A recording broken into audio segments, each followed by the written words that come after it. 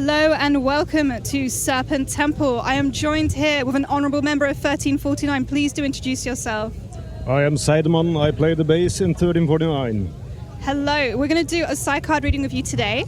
So I briefly explained these are based on the Jungian archetypes. We have a card here for the past, the present, and the future. Would you like to explore the past with me first? Start with the past. Let's I do live it. in the past anyways, I'm old. Do you? And let's see, this is Fortune. reversed fortune actually. Ooh, well, we'll see. Reverse fortune. Right, let me read fortune to you.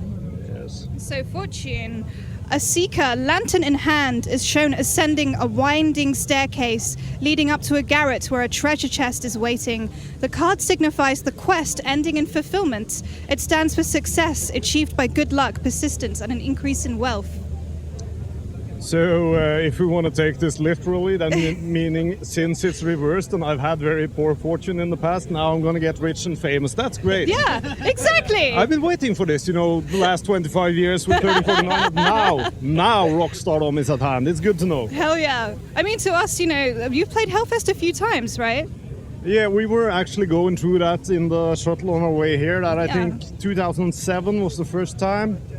And 2010 or 2011, I can't remember. 2014. That should be 3 times. 3 times. Ish. And which was the infamous time where you requested to play later in the evening? Was that? That was the first time. That's 2007 because we were set to play outside in the sunlight. Yeah. And of course we said no, we want to play inside the tent in the darkness. We play black metal. There's no possible reason why we would play outside in the sun. I agree. I agree with that. With the fortune as well, you say your life is full of misfortune. Nah. No? Let's say that on a personal level, my life has been.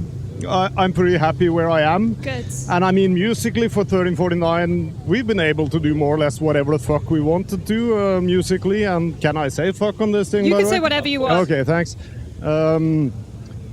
So artistically speaking, I would say we've been a resounding success. But to be a bit flippant here, for a kid who grew up late 70s, 80s, and you watched all the MTV, the music videos, and you saw those guys, and you thought, okay, that's what I'm gonna do.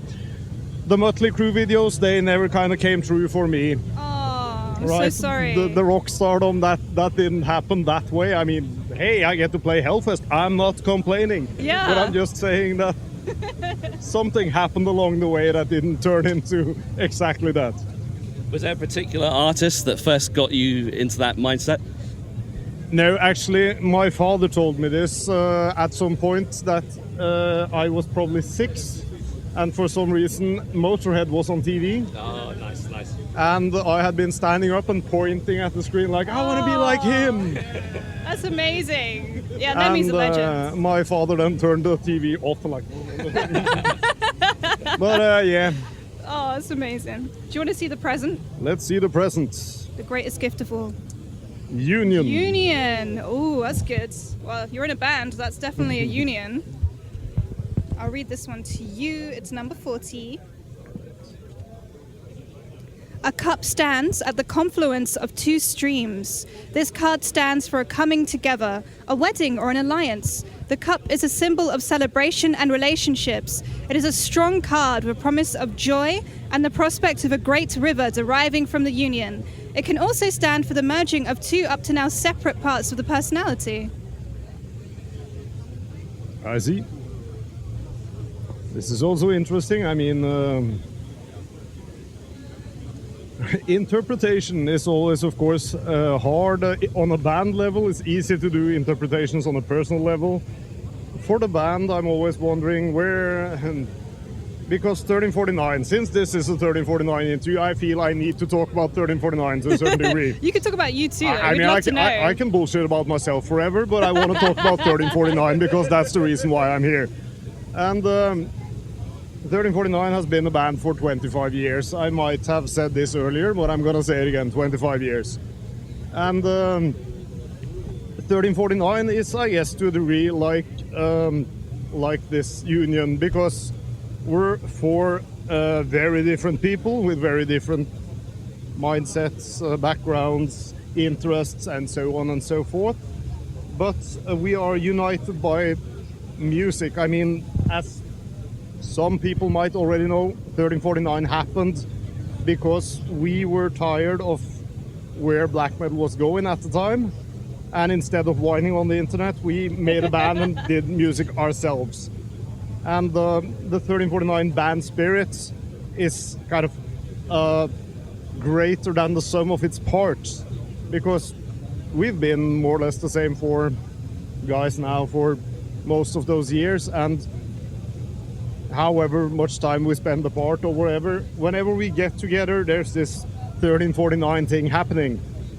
I mean, look at me, I do not look like a very extreme or dangerous or whatever. I look like some old dude, and that's okay. I am an old dude. But 1349 is still fucking dangerous, brutal shit. You don't go to a 1349 show and come out after, yeah, no, that was boring, that didn't touch me. You get hammered by a fucking steamroller for 1 hour, and that's 1349, and I'm really proud of that. So that's most likely it for the sense of union in Discord. I'm really interested about what you said about black metal at the time. What do you think of black metal today? Well, actually, the new Tudor album is fantastic. The new Dødheim's God album is fucking fantastic. The new Fortid album that's coming out at some point is going to be fantastic. There's lots of great bands out there. The problem, again, I can kind of wind this back to the fact that I'm an old dude and I live far the fuck away from everything, so I don't pay attention. I'm sure there's shitloads of great bands out there. The problem is that I'm not trading tapes with people and kind of actively listening for new stuff. I kind of lost the thread around 1997, 98 when 1349 started kind of going full blast, because then focus was inwards, not kind of on what's been going on. Before that, I was tape trading. I was, running to the shop and looking at, is this black metal? Is it Norwegian? I'm buying it, and I'm listening to it. But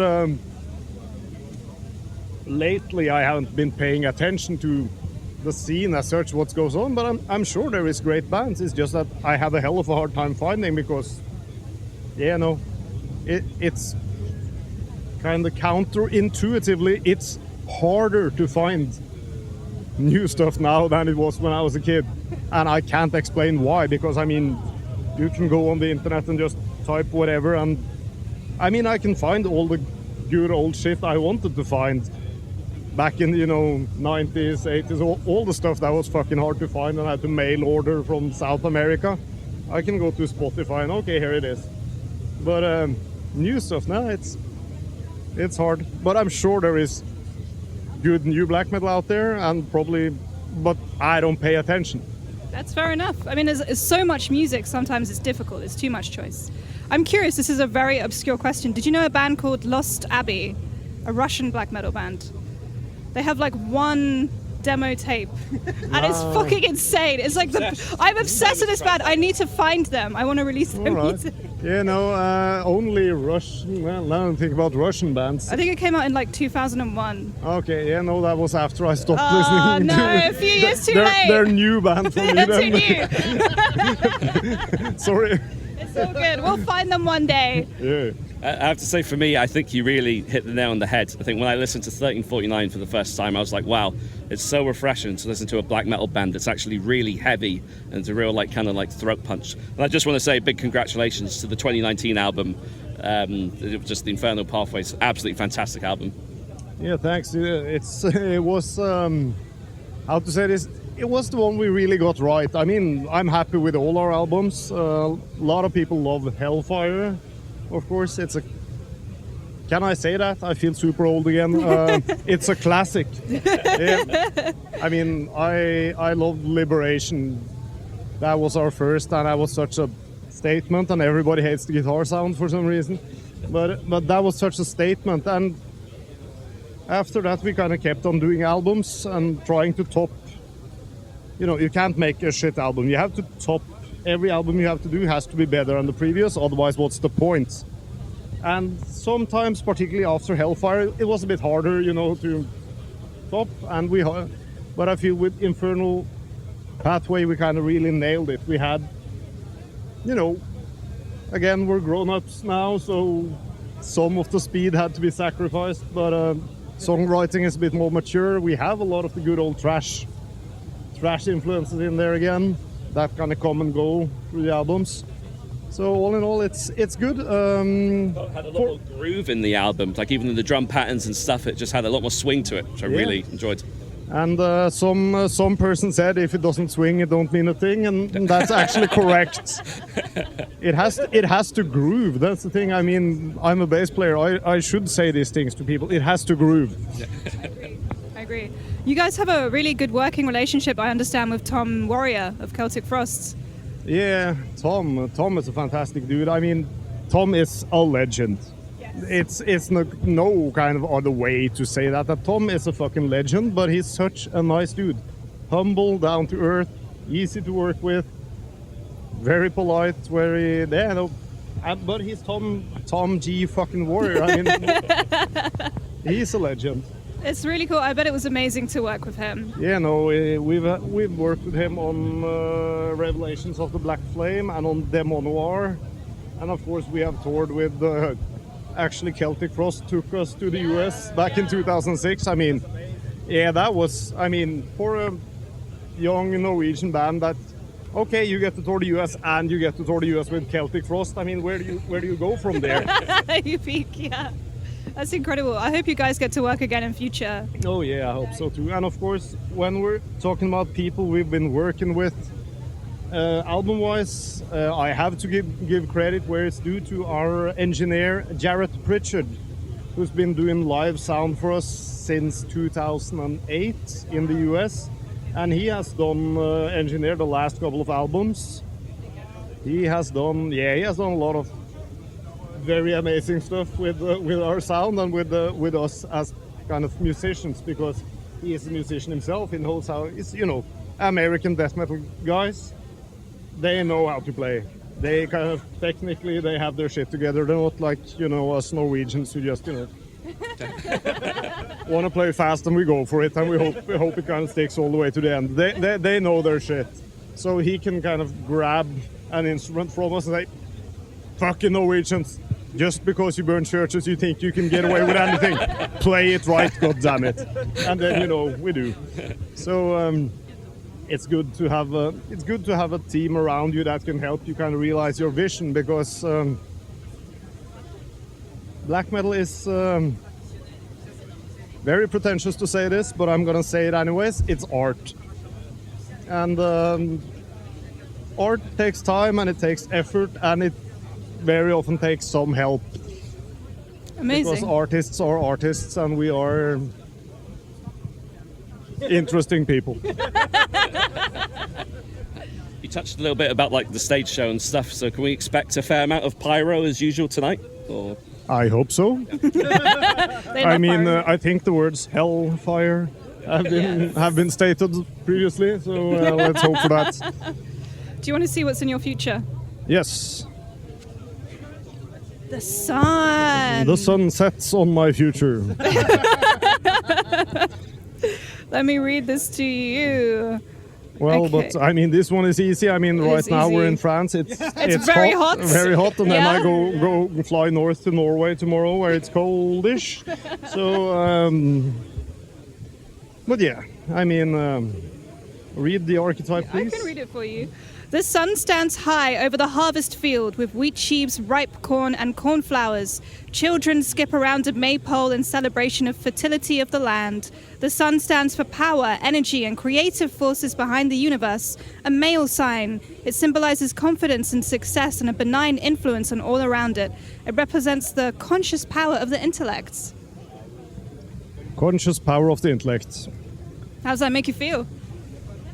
Well, it's reversed, so it means I'm fucking stupid. No, I think to leave the flippancy aside, I think it speaks of the primal side of things. That's been always very important. That 1349 is, well, it's not really a brainless thing, but it is a primal thing. It is an instinct. It's a gut thing. It's not for 40-somethings in a room together hey guys, now I think we're gonna, we shift from the E minor to the G, and then, we up the tempo a bit, and that's gonna be great. It's a bit more, we get together and black metal happens. So, again, we touched upon groove later, or earlier, sorry, I get lost in time. Interesting. We touched upon the thing about groove and the thing about spirit. And spirit is it's a bit weird, touchy theme maybe in black metal, since we're anti-religious and all that stuff. But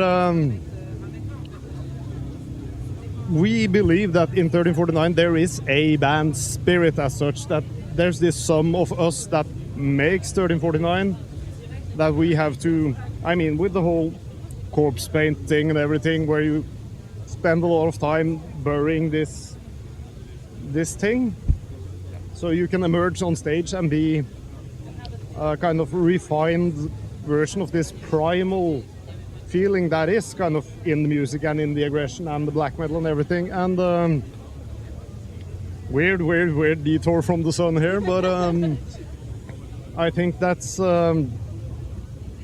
important, and it's something that makes really kind of interesting art, is when it's felt, when it comes from somewhere within you. Don't get me wrong, smart people make interesting stuff, I'm not saying that in any way, but art must also be felt. Ooh, that was a long rant about the sun. It ties in a lot with the union as well, and I think the sun, it draws people to it, like your show does. But again, inverted, it's cold music, black metal. It's music for the opposite of the sun, I guess.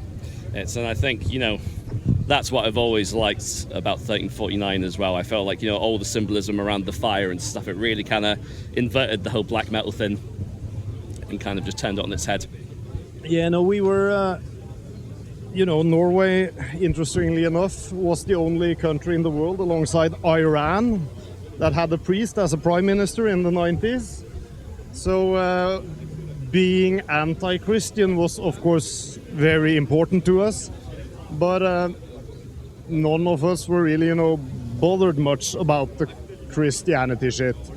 So Satan as such was not so important. That's why 1349 was always more about chaos and fire and the void, of course. Nice. And this kind of darkness, to a certain degree spiritual darkness, but darkness kind of very unrelated to the Bible and this weird duality thing, or actually lack of duality, that is in particularly Christianity, but I would say in all monotheistic religions. Do you feel like chaos is a vaster canvas to explore when it comes? Because I feel like duality is almost limited. Like everyone else is doing it at the time. There's a lot of the topics have been explored to the nth degree. Whereas chaos, you go from World War II to the plague to the past to the future. I think that's really interesting. Well, chaos is infinite and limitless, right? So it can take you wherever. Previously, if we go way back historically, chaos was the great fear, the great unknown, the kind of the primal force is, of course, chaos, because everything is within chaos. In Old Norse, if I can blabber on about the Old Norse, in the Old Norse creation myth, fire and ice meets in the void called Ginnungagap, and the void is also chaos, of course. And there they meet and create. Well, everything happens there. They create fire and ice creates a giant. This is Norse mythology. It doesn't have to make sense, but it's funny anyways. It creates a giant, and for some reason a cow. And from this giant, he makes children with himself. And from them you get the gods and the giants, and the gods rise up and kill the giant and makes the world from the giant. Which is also, weirdly enough, pretty similar to the Sumerian creation myths. And we can go on about this all day, but I know you have interview to get on with, so we can go on. Oh, it just got interesting. I'm Iranian, so a lot of these topics are very close to home. I love the Sumerian creation myths. They're very fascinating. Yeah, Persia and well, Iran in general. You had a lot of civilization very early on, We sure did, yeah. while most of us were playing with rocks, you know, Rocks are cool, man. and thinking like, okay, war. We invented war. And I have read a lot of Sumerian stuff, and I've recently, weirdly enough, read an Iranian novel. Which The one? Blind Owl, I think it's called. It's a horror story from the 20s. No, that sounds amazing. And it's, I understand that this person is kind of the Iranian Poe, only kind of. It was very, very interesting. That's cool. Wow. But yeah, that was again a digression. I have plenty of those. Well, you educated me about my own culture. I love this. No, for real. I'm going to go check that out. That sounds sick. Thank you so much for your time. It's been wonderful to explore the past, future, and present with you. It's been a pleasure. You have any final remarks? Anything to say? Anything to say? Well, to the world in general, or to Hellfest in specifics, or Whatever you like. the It's people all who are yours. watching or listening to this. I am Seidemann from 1349. You have been listening to my ramblings, interrupted by questions. I hope you've enjoyed listening to it. See us play whenever we're around you. Stay metal. Hell yeah. Thank you so much.